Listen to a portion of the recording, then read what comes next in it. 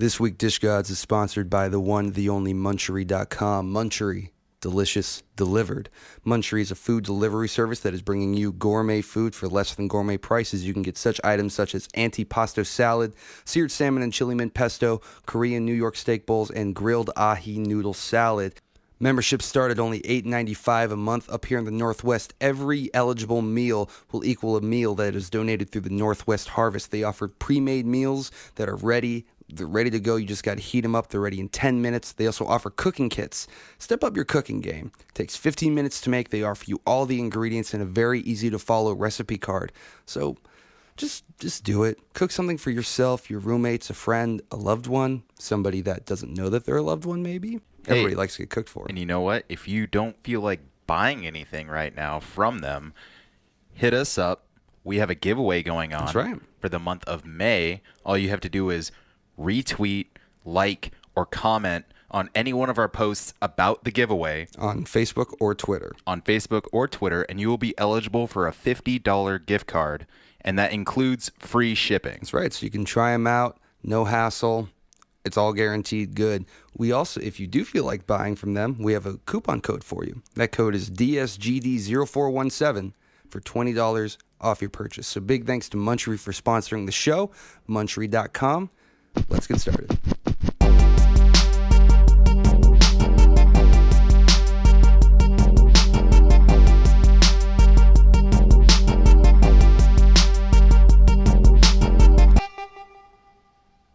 So would you consider yourself a Coldplay fan now? No. Really? Yeah, hard pass. But you like the song I showed you. I liked a part of it. I didn't like the whole thing. I think you like the whole thing. Don't lie to yourself. It's okay to like Coldplay. I don't It's like okay. Coldplay. What do they call their fans? It's okay to be a cold sore. Cold sores. Yeah. You know, the issue about being a Coldplay fan, being a cold sore, is that you have to call every person you've ever had sex with and tell them that you like Coldplay. Ouch. That's the hard that's thing. rough. That's just one more reason for them to never call you back again. Ouch. With that, we'll start the show. I am Max, joined as always with Little Bear. And this show is called Dish Gods, where we do what? What do we do? Dish on anything and everything. We are the best podcast you haven't heard yet. That is very true. If you're just joining us, welcome. If you're joining us for a second, third, fourth, fifth, etc. time, welcome back. Welcome. Nice to see you again. You have mail. Did you cut your hair at all? You look well. I haven't seen you in a while, so you look good. Are you talking to me or the listeners? Both. I guess. Both. Oh, I haven't cut my hair in about a year or two. Looks good. You were talking about braiding it, right? Yeah, going back to cornrows. Yeah, you're gonna do the side thing though. Yeah, got to get the comb over style. Kind of inspired by Baby Hands a little bit. A little bit. Just get a whole windswept thing. Maybe. I could probably do that with the front. Yeah, you should just try to get it all on top of your head, like Willow Smith did. I don't know if it was Willow or Jaden. One of those guys. How they had them standing up? It's just, I mean, they're more dreads, but you should just take all your braids and just fucking get a bunch of raw egg yolk and fucking stick them up, dude. Nah, I'm good with that, man. Do that. Yeah, but we've got a lot of wonderful things to talk about. First things first, Coldplay. I have recently reignited my love for said band. Little Bear is a little bit on the fence. Yeah, I'm off the fence, actually. I don't know. There is no fence for me. I've been digging through the catalog lately, and I've been discovering that there are some hidden gems within their discography. It's actually pretty wonderful. They're a nice light band. It's something I can listen to and not have to think or anything. It's just nice light music to put on. But there's some really beautiful orchestration and arrangements and experimentation going on almost with the band. I've been enjoying it. I would have to disagree with you, but I mean, to each their own. You know, I'll give you shit for it, but I mean, I'm not going to try and stop anybody from listening. Obviously, I mean, when Coldplay becomes president, you'll have to deal with that. Then Prez Coldplay. President. Oh my God, that's the title of the episode now. Prez Coldplay.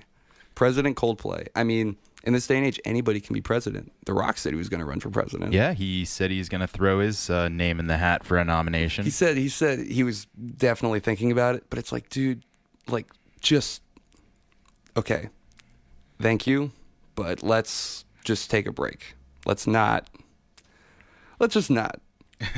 A break from what? A break from people who don't have political experience. Like Rock, you're great to look at on the big silver screen. You're great. I love it. But I don't really want to have The Rock.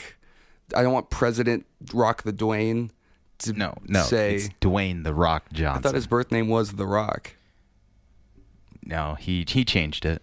He changed it to Dwayne? Yeah, well, his parents named him The Rock. Yeah, and then he changed it. And then he had to change it to Dwayne because no one was like, nobody's going to vote for The Rock. Right. I feel like we tried this experiment, right? I think this is, correct me if I'm wrong, this might be the first presidential election in history, other than like George Washington, where the person elected has no prior political experience. Everybody's been a governor or a mayor or a senator. George Washington had political experience. It didn't count, though. It didn't count, though. Okay. You know, because he had to, I'm talking American political experience. Ooh. I'm talking coming at you, George Washington. Look out. Because he had to establish everything. So everybody afterwards was able to get that experience. It's like when you start a store. Well, they had the Continental Congress before the whole thing. Well, learn some history. I don't read dick. fucking books, dude. I'm too busy. Clearly. I'm too busy out slaying puss. Too busy listening to fucking Coldplay. And slaying puss. The two go hand in hand, okay? But we tried this experiment where we the people, well, not we the people, but the people who have the money said, let's just give this guy a shot. Let's put him in the chair with the button. And we did it. And, I mean, yeah, nothing's blown up yet, but it kind of fucking sucks. So I think we should play it safe the next time around and not be like, let's give the wrestler a shot. I'm not saying The Rock would suck as a president. I'm just saying let's just get somebody in to fix everything. Well, and see that, but that's the thing though, is he's just putting his name in for a nomination. Yeah, you know? Do you think if he gets nominated, he's going to be like, oh, thanks for the nom, guys. I'm out. Bye. He's going to ride as far as I mean, would you? If you happen to put your name in for a nomination at any point in your life and you happen to get it, so you're like in the running now, would you just be like, nah, peace out? I don't think so. I think I would dip because it seems stressful as fuck. I don't think I want to lead I mean, I would love to get all the alien secrets that you get when being the president. Oh, that would be like right after my inauguration, walking That's the first thing walking into the White House, I would take a hard left, let everyone pass me, and I'd go up to like, you know, the top CIA, NSA, like Director whoever else, of Department of Defense, right, and just be like, I want all the info. So guys, like, there's aliens, right? Yeah, and take like, me, yes, Mr. take me to every secret location. I take a week. I would get all the information. I'd take pictures on my fucking cell phone, and then I'd be like, I'd do whatever it takes to get impeached. I would get impeached immediately. I'd be like, this was cool, guys. I'm going to go to Bermuda and read all this shit about aliens. Like photocopy shit. I'd like have a little like binder notebook, and I'd be like, I'm going to just go study all this shit. Bye. But, you know, unfortunately, if you do get impeached, that's the one thing you can't be pardoned for. Yeah. A president can pardon you for everything else, but impeachment. Yeah, I mean... So, like, say Trump gets impeached, he gets booted out. Say that again. Trump gets impeached. Slower. Trump gets impeached. One more time so I can finish. So, Mike Pence takes his place. Pence would never be allowed to pardon Trump for his indiscretions. Good. Ever. Well, I wouldn't get caught. I'd post... Yeah, yeah, that's what Clinton said, too. Like, yeah, I'd post all the alien pics on my fucking Instagram and shit, but, like, it'd be a secret account. They wouldn't catch me. Oh, a private account? Yeah, Gotta private. keep that shit locked. Put it on Snapchat, dude.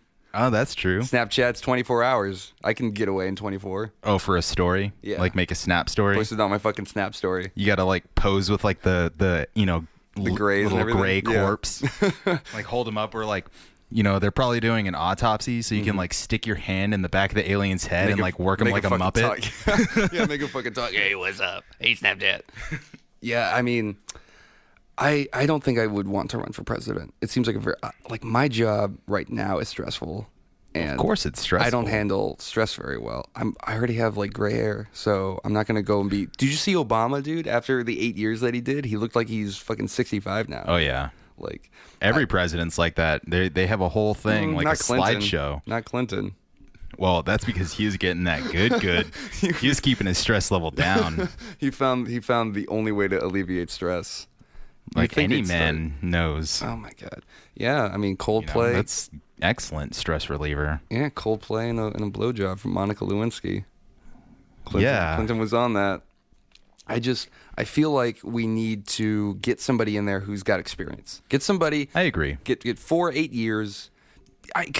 And we need to rethink this whole anybody can be president thing. I don't like it. Well, that's where I kind of disagree with you. I think that's what makes this whole thing kind of great, but at the same time it doesn't work that way anymore. You know, most of the politicians that run or people that are running, you need millions and millions of dollars to finance a campaign when it shouldn't be like that. It shouldn't have to be like that.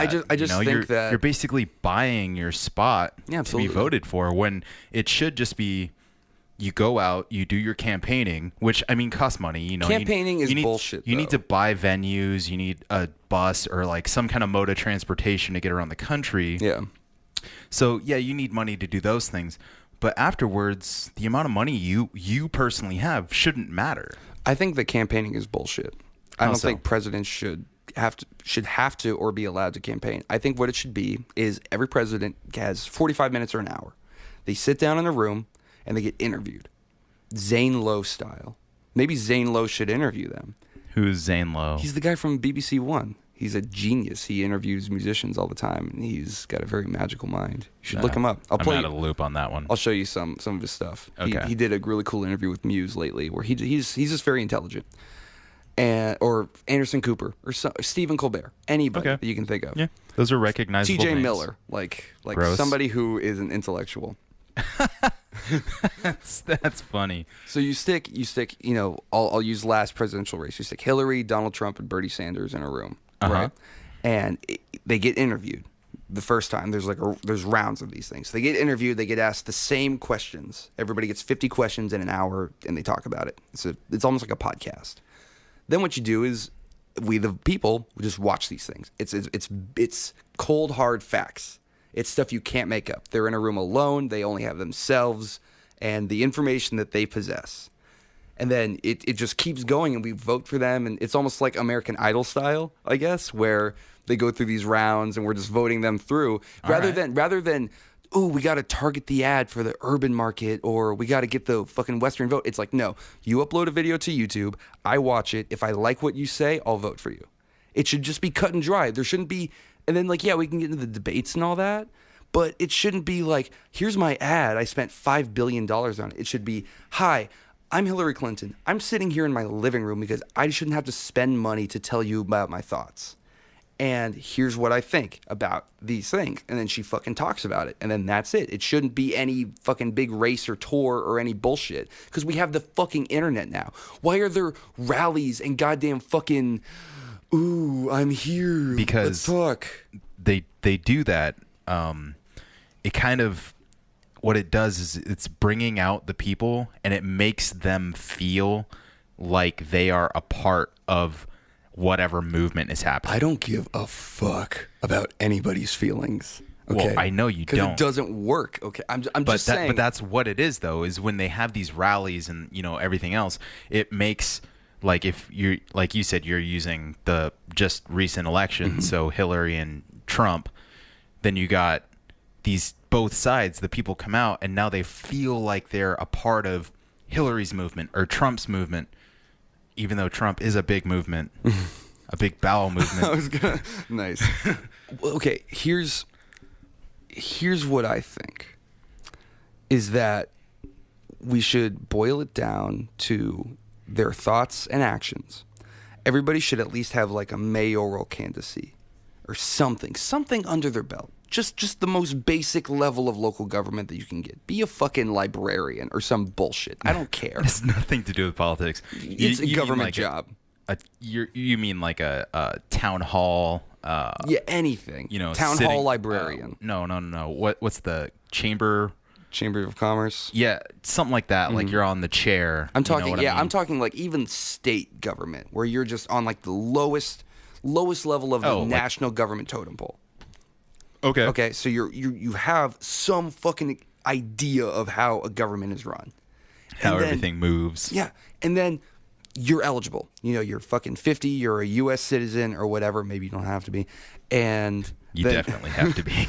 And then the minute that you have, you know, a year of political experience under your belt, you're good to go. You can fucking run for president. And then it's all the same. You put it in and you just go. And you just have to filter through the bullshit, because what happens is there's just all this noise and everybody's like, I've got $50 million. Well, I got $60 million, so I got a better ad than you. It should just be, hi, I'm X, and this is my platform. These are my ideas. This is what I want to do. This is how I plan to do it. Bye. No fucking ads, no rallies, no tour. It's because we have the goddamn internet now. And if you don't have the internet, then you shouldn't be allowed to vote. I don't believe people who don't have the internet should vote. That's what I think. Wow. Max. Jesus. I believe in equal rights for everybody who has a Wi-Fi connection. That's my stance. Vote for me in 2024, because I will be eligible for presidency by then. You think so? Once I get all these laws changed, yeah. Okay. I'm running for Prez, baby. And guess who's my running mate? Coldplay. Coldplay. I was going to say me, but nah, fuck that. You can be my my secretary Which one? of agriculture, I'll take it. Mr. Farm Boy. Yeah, I'll take it. So, enough politics. I would like Yeah, to talk please. about something really important to me that we both had to sit through.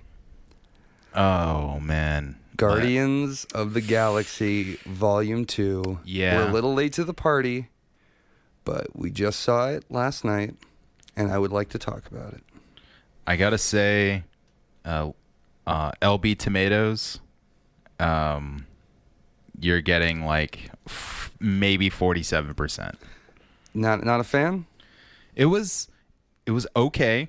You're not hot or cold on it. It's just like it was there. Yeah, it was just there, and we were lucky enough that we were able to go see it in a fashion that we Pro didn't have bono. to, pro bono. And I'm glad, because if I had paid for that, I would have been pissed. Yeah, definitely. Definitely not worth paying for. I mean, and we'll probably get a lot of flack for this. yeah. Oh, But hear us out. Yeah. Hear us out. Please just hear us out. The story itself didn't really go anywhere. You know, it didn't. Nothing of consequence happened. Yeah, and I mean, it tied in with the first one pretty well. You know, you saw most of the old characters. They all kind of came back and, hey, how you doing, type of thing. Yeah. Whatever. But the only thing that really happened was they fought Ego. and that. Yeah, it was like Star-Lord's a god. He's got all these cool powers. You're like, cool, this is going to change everything. And at the end, it's like, oh, no, he doesn't have them anymore. Yeah, He sorry. begins and ends the movie literally the same person. His father is still dead. Yeah, Like, and no Thanos. no Thanos. No Better Ray Bill. Nothing about the Infinity Stones. Or they Avengers mentioned or them Earth. once. Yeah, they mentioned him once. Ego was like, spoiler alert. Yeah, I've You got the... Earthling you held a Infinity Stone. in your hand and you didn't die. Well, that was it. I think everybody knows that Ego is his dad. I think that was in the trailer where he goes, "Hey, Peter, I'm your father. Hi." And then it's like I they guess dropped that's it in true. the trailer, which is kind of bullshit. But I sat through it, and there's the cool space. It looked fantastic. I applaud visually them. it was amazing. I applaud James Gunn for his use of color, which is something that I think is making a resurgence, because it just feels a lot of movies are very grayscale nowadays. Mm-hmm.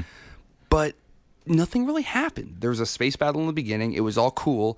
Then they go to the planet, and everybody. It's like an hour. The movie was what, 2.5 hours. It was just a little over 2 hours. So it was like an hour and a half of just exposition. It was literally like they go on the planet, they're talking. Rocket, who, by the way, he should get his own fucking movie. Are you kidding me? He definitely all should. that shit that he pulled. Rocket Raccoon is probably one of my favorite characters out of that fuck group. Spider-Man's movie, dude. I'm Rocket Raccoon all the way. Yeah. You know, so he's on the ship, but there's some action that goes on there on the Ravager ship. Yes. But that's like 5 minutes. Yeah, it was a whole mutiny, and then there's a good, you know, I would say hour and 20 minutes where everybody's just talking. No matter where you go, everybody is just like, so how do you feel about this? Well, I feel this way. And then it's like, oh, here's Rocket and Yondu. Well, I'm sad. I'm sad too. Let's be best friends. And then back to fucking Star-Lord, and he's like, you know, I didn't have a dad. Well, I loved your mother. Let's be friends. Let's play catch. It's like, what the fuck am I watching? You can't. And then, yeah, there was that little thing with Gamora and Nebula, the sisters. The sisters. Like, there was that little thing where she shoots at her. And then that was it. Like, Yeah. and then they fight Ego, and like everything looked cool, but It was more like the group was more about them just coming together and like there were solidifying emotional hurdles. Yeah, and it was like solidifying them as a group. Yeah. Like it showed them coming in, and they were a strong group. You know, they kind of cooperated and stuff, but they would always argue and they would bicker, and then at the end they kind of work through their problems, and they realize like, oh, this is why we're fighting, because I'm not angry at you. I'm angry at myself because I'm a lonely person, or I never had a father. I mean, or my sister didn't love me I would've because been- Thanos ripped my fucking eye out. I would have been fine with the movie if Guardians of the Galaxy was its own franchise, like Transporter or something, where it's like, ooh, here's just this. But because it's like part of the MCU and everything is like, ooh, we're telling a bigger story, everything's a piece to the puzzle. Right. And then you deliver me this 2.5 hour thing where nothing matters. Where literally you begin the movie and end the movie, everybody's still the same. Yondu's dead and that's it. But everything's still the same. That was actually a really big bummer for me. Yeah. I really enjoyed the Michael Yondu as a Rooker, character. I think his name is. He killed it all the time. He's a great actor. But nothing happens. You begin the movie, you end the movie. Everybody's pretty much in the exact same spot. They don't get another ally or anything. It's just, Well, they got Nebula. no, she ran off to go fight Thanos. That was always her thing. Did she really? Mm-hmm. At the end? Yeah, She at the ran end, away? She ran away. Gamora was like, stay with us. And she's like, no, I'm going to go and kill Thanos. And then the guy was like, or no, I think it happened earlier, but yeah, she left. Oh. Yeah. I thought They I thought she stayed. No, they might have the guy with the faux hawk. Yeah, he's with him now. He might be with them now. But other than that, it's just like that movie fucking didn't matter. And I would not see it again. Definitely. Yeah, I would only see it again like if someone brought it home from like the Red Box, or And that's months out. if like, it happened to be on Netflix, which is years out. yeah. If somebody wanted Maybe to go even next year, because it wasn't long for Netflix to pick up Civil War. Yeah, that's true. I think that was a special thing though, because it was They such got a it big like deal. right Yeah, away. It came out like a month after. Yeah, if somebody brought it home next week, I wouldn't see it. I wouldn't watch it. No, It's boring. I'd give it some time. Yeah, I give it at least 6 months, but I'm excited for the Venom movie. Oh yeah, Tom Hardy, Eddie Hardy, Brock. man. Although I'm a little pissed because Sony's trying to do their own universe apparently, and that's Again. exhausting. Yeah. So my whole theory on that, Okay. and it's part theory, part truth. When the whole Spider-Man thing went down with Sony and Marvel was always trying to get the rights to Spider-Man back, you know, but Sony was just being a fucking Yeah, little bitch. What do you call Greedy. that? Well, besides that, patent troll. You know, they were just Yeah. hanging on to it, and they would wait for for the year that the contract was expired. up, and then they would wait 6 months, and then hey, we got a new movie out, contract renewed. Yeah. And they just kept doing that, and then finally, after all their other movies just ended up tanking, like that horrible Spider-Man. What was the Spider-Man 3? with the bad Spider-Man when he did that crappy dance sequence? Oh, dude, no, don't hate on Spider-Man 3. It's my favorite Spider-Man movie. But yeah, he did that, and he ended up looking like what's Garth Brooks' alter ego? Couldn't tell you. Man.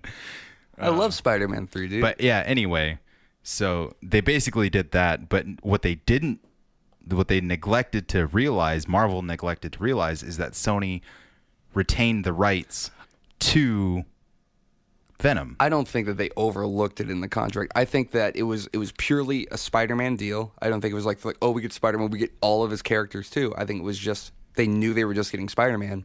And Sony, I'm a little bummed because Yeah, but if you're getting Spider-Man, then you would assume that everything under... there's a reason that Homecoming, the know. villain is the Vulture.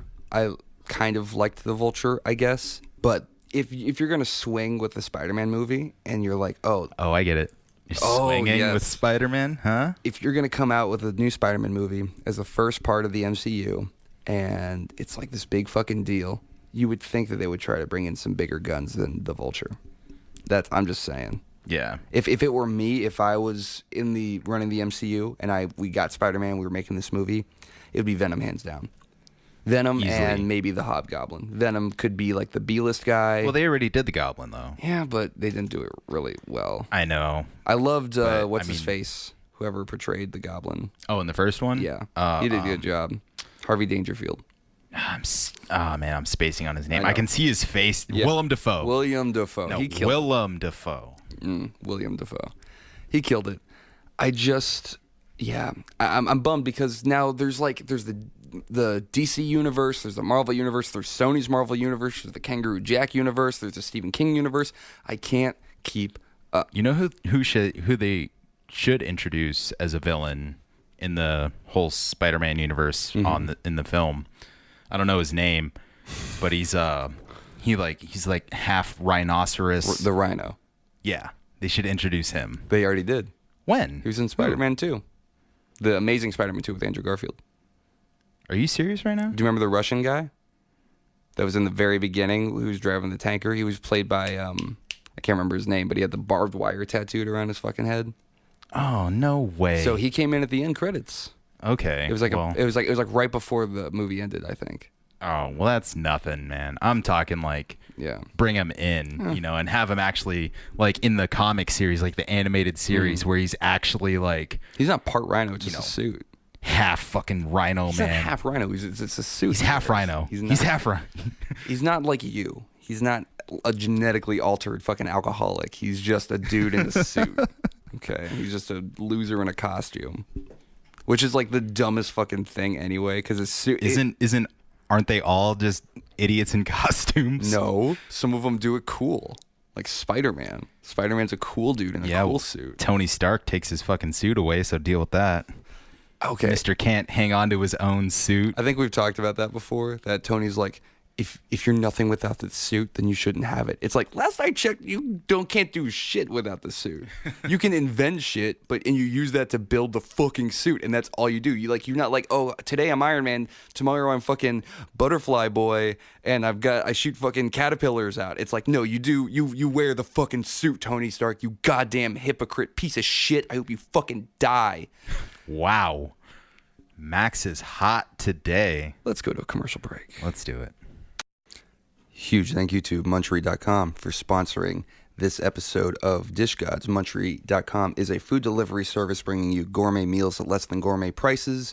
Memberships start at $8.95 a month. Members get one free delivery every single month. Use our code DSGD0417 for $20 off your purchase. We're also doing a giveaway with Munchery. All you have to do is go on our Facebook or Twitter page, like, retweet, or reply to our post about the giveaway, and you will be entered to win. It ends on May 31st, so hurry up and get your entry in. Munchery, delicious delivered. And also, if you are looking for any information about us, Dish Gods, you can find us at dishgodscast.com, and you can also find us on Twitter at DishGods. You can find us on Instagram at DishGods, and you can also find us on that. Yeah, we do. We don't post anything. But you can also find us on Facebook at facebook.com/DishGods. You can also find us next week, Friday the 26th, in Tacoma. Actually, this episode comes out on Wednesday. So Next Wednesday. Next Wednesday. So it'll be in 2 days. So you can see us in 2 days at the Swiss, not in a week. Oh, yeah. You can see us in 2 days at the Swiss. Now we're not performing. Downtown Yeah. Tacoma. Yeah, we are not performing. But we will be there. We will be there signing autographs, taking pictures for $20. Yeah. And slaying puss, listening to Coldplay. yeah, The and usual. If you want to do a little trade, I'll give you a little Angry Handy J. And Why does it have to be angry? why not? That's the best. Anyway, come on down to the Swiss Friday the 26th. We'll be there, and you can enjoy the music styles of Shotgun Kitchen. Absolutely. So we hope to see all of you out there. Huge thanks to Munchery.com for sponsoring us, and let's get back into the show. So, I'm kind of sick of the fucking news. Yeah, me too, man. Everything that I see people saying just sucks. It's all politics. It's all about the same people. Not to mention, it's super depressing too. Yeah, I mean, there's one news item I do want to talk about. Okay. Chris Cornell. Yeah, huge, dude. That was huge news up here in the Seattle area. All the radio stations were playing Soundgarden all day yesterday. Yesterday, the day we found out that he died, like 4 different stations up here, major stations, dedicated the entire day to playing Audio Slave, Soundgarden, you know, his early works, his solo works, you know, all that, anything Chris Cornell. They played it all day yesterday. It came out of nowhere. I read and an even article. they even turned. Sorry to cut you off. But, Very good. They even turned off the Space Needle. They turned the lights off. They shut the power down on the Space Needle for an hour, I think it was, just to, you know, as like a black light, like, or a dark light vigil, kind of, you know, let's go black. Everybody's feeling. There's a huge memorial up in Seattle today for him. It kind of came out of nowhere because he just played that show in Detroit in the middle of a huge tour. I read an article today that was a statement written by his widow, and she had said that Ativan was probably a contributing factor. What is that? It's like they use it to treat anxiety, I believe. It sounds so familiar. But apparently it causes like suicidal thoughts and things like that. So apparently he had taken like an extra pill accidentally, and that they think that might have been like a really leading cause of his suicide. Wow. And it's just, I don't know, he was just, it's just weird it just got me thinking about death a lot lately. Yeah. And just kind of. You feeling kind of existential right now? I'm always a little more than normal. I'm always existential. I mean, it just made me think about life and death and how Linkin Park just put out this new record, and the title track to the song, One More Light, they have this lyric that kind of really resonated with me, and it's just like, who cares if one more light goes out? You know, if a moment is all we are, or quicker. And it just, you know, and then with Cornell's death, it's just like one minute we're here, and the next, like, you can literally go any moment. Yeah, it's absolutely true. It's you know, it's crazy to think about, and it's almost like, I've been reading this book about meditation lately, and it's written by this Buddhist teacher. The name escapes me right now. But, you know, everybody who's familiar with Buddhism knows that they carry some sense of nihilism with them, of the fact that everything's temporary, so nothing matters. So it's got me feeling a little nihilistic, too, about none of, like, our choices really matter in the grand scheme of things. Nothing you do is permanent. Nothing lasts. You know, why carry on when nothing matters? Well, welcome to our comedy podcast. Yeah, super funny stuff. Well, it's not necessarily that nothing matters. It's that nothing you do is permanent in the sense that it's going to last for all time. But some decisions that you make in your life and the actions that you take in your life can create kind of a ripple effect through time, you know. I like and that not just for your own person, but say you made some decisions and then you suddenly died. Those actions that you took would still continue on for a little while after your death. I like that we opened up this half by saying the news is super depressing. So let's talk about how nothing matters and everybody's going to die. Super depressing we are. Well, you know, we're turning it inwards. We're taking control of our destiny. But no, I feel you. I mean, it's a sense of impermanence that I think causes us to want to live. Because if we were going to be here forever, why would you do anything? Yeah, exactly. You would just live a life of leisure and luxury, and you wouldn't be inspired to try to push forward and experience new things, because you could be like, I'll do it in 100 years. Who gives a fuck? Yeah, exactly. I'm taking this century off. Go fuck yourself. Yeah, I'm just gonna hang out. If I'm immortal, I'll just chill on the beach all day. Like, who needs to see anything? But I think the fact that there is an end date, there is a stop, there's an X at the end of the road, it kind of makes us need to run around and travel and see and experience things and people. And I don't know, it's it's super weird. I don't know how you feel about death at all. If it freaks you out, or if you're kind of like at peace with it. Nah, not anymore. I won't go into it, but no, I'm not anymore. I go between being at peace with it, and being incredibly terrified and inspired by it. Because on the one hand, it's like, yeah, I will die one day, but hopefully that's not hopefully it's soon. Hopefully that day, my end day, is soon.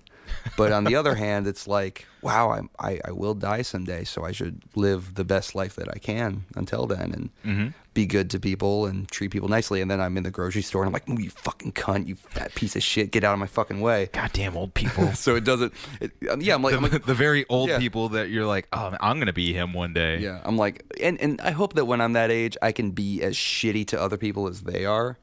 You kind of earn it, really. Yeah. I feel like. I really feel, I hate to say this because I hate it when other people say it, but I'm going to say it anyway. Mm-hmm. I think it's a generational thing. That we... No. Like the current old people that we have, they're like the last, they're the last of before the baby boom. The last of before. They were the parents of the baby boomers, and they're the last of them now. Yeah. That generation is literally dying out. And now we have the baby boomers generation from, the 40s and 50s after the war, World War II. They're now becoming the age of their crabby old parents. Yeah, they're becoming the seniors now. And it still, unfortunately, nothing really changed between, a lot of stuff changed, but the attitude and things and how you treat people didn't really change. So they continued that, and they carried that on.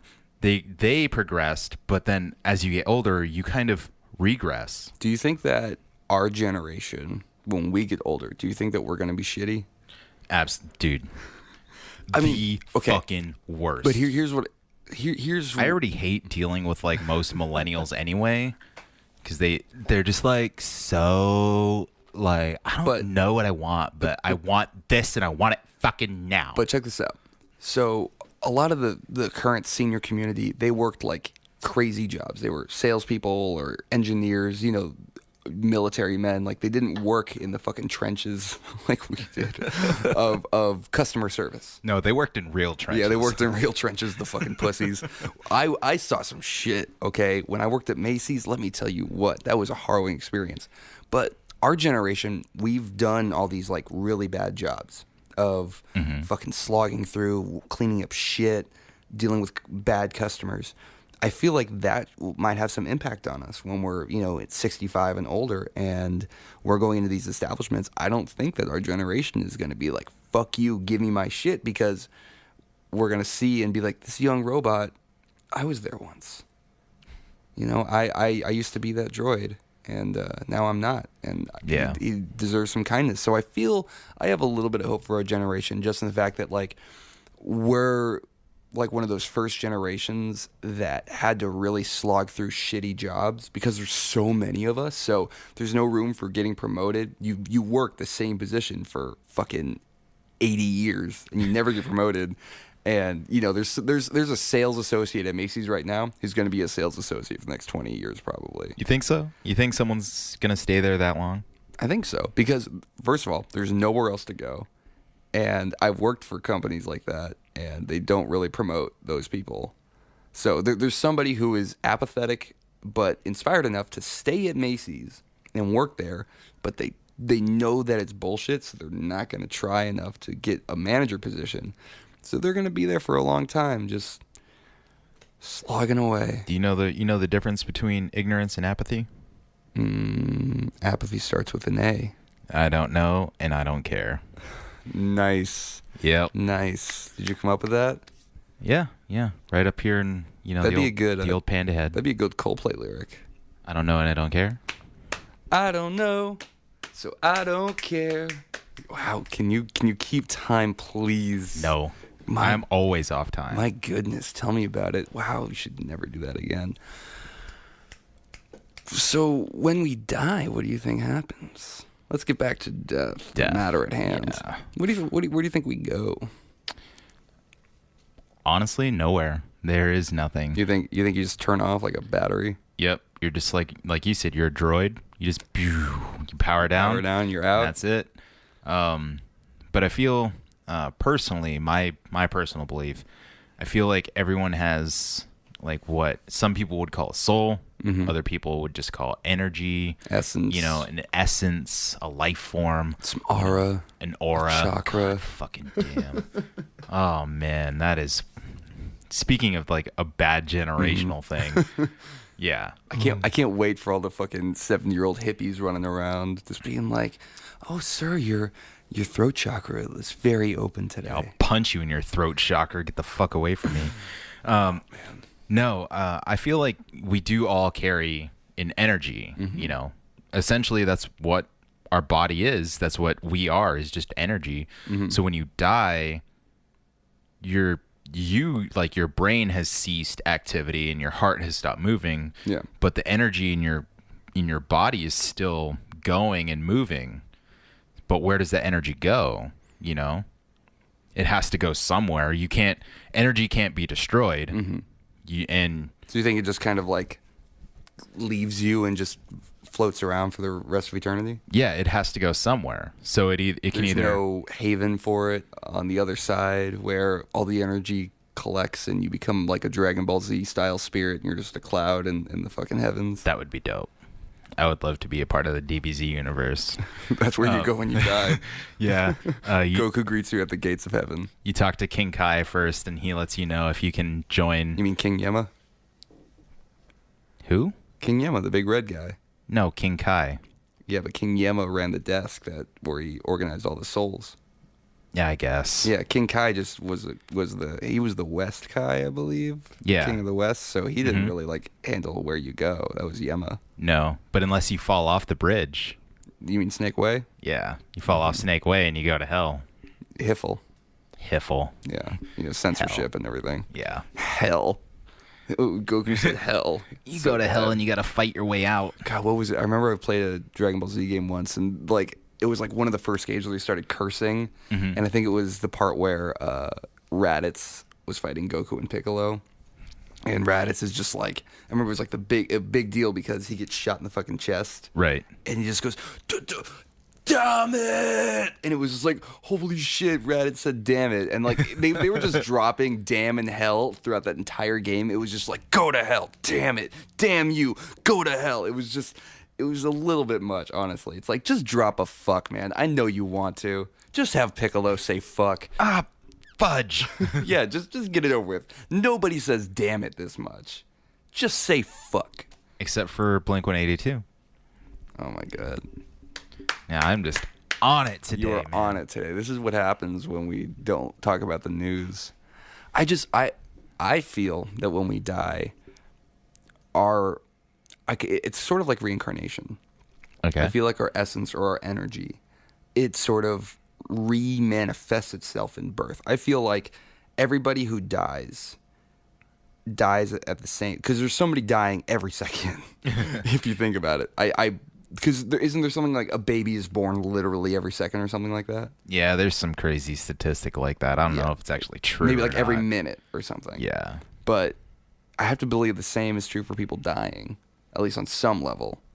I would hope. The ratio would have to be close, or else this world would be overpopulated. I mean, Yeah. we're already overpopulated, so.